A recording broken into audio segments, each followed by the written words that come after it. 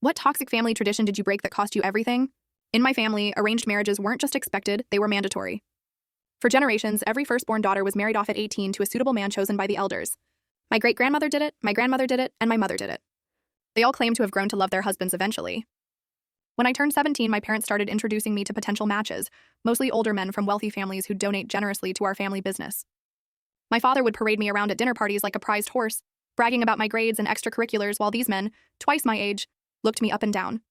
The final straw came when they arranged for me to meet Gregory Walsh, a 42-year-old business associate of my father's. He showed up to dinner reeking of whiskey with a thick gold chain around his neck and a wandering eye that made my skin crawl. As he discussed bride prices with my father over dessert, I excused myself to the bathroom and threw up. That night, I told my parents I wouldn't go through with it. I wanted to go to college, have a career, and marry someone I actually loved. My mother slapped me across the face. The first and only time she'd ever hit me. "You ungrateful child," she hissed. This tradition has kept our family prosperous for generations, but I refused to back down. I had secretly applied to colleges and been accepted with a full scholarship to study engineering. When I showed them the acceptance letter, my father turned purple with rage. He tore it to shreds and locked me in my room. For 2 weeks, they kept me imprisoned. No phone, no internet, just meals slipped under the door 3 times a day. My younger sister Emma would sneak notes to me saying our parents were finalizing the engagement to Gregory. The wedding was set for the week after my 18th birthday, just 2 months away. I knew I had to escape. Emma helped me pack a small bag and gave me her babysitting money, $847 in crumpled bills. Late one night, while our parents were at a charity gala, I climbed down the oak tree outside my window. Emma watched from above, crying silently as I ran into the darkness. I took a bus to the next date and moved in with my high school best friend's family. They helped me enroll in community college while I worked 2 jobs to support myself. My parents hired private investigators to find me, but I stayed hidden. 3 years passed. I graduated with my associate's degree and transferred to a university to study mechanical engineering.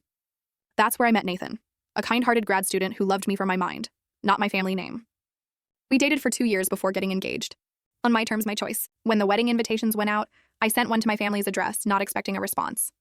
A week later, Emma called from a burner phone. She was engaged to a 39-year-old real estate developer. Our parents had accelerated the tradition after my betrayal, planning to marry her off at 17. I couldn't let history repeat itself. The night before her engagement party, Nathan and I drove 8 hours to our childhood home. We parked down the street and waited until Emma snuck out with her suitcase. She was shaking as she climbed into our car. My parents reported her missing the next morning. They went on local news crying crocodile tears about their kidnapped daughter.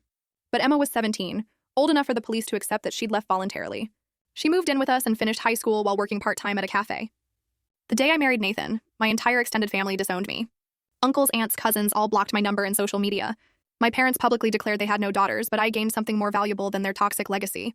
Emma is now studying pre-med at my alma mater. She dates who she wants and dreams as big as she dares.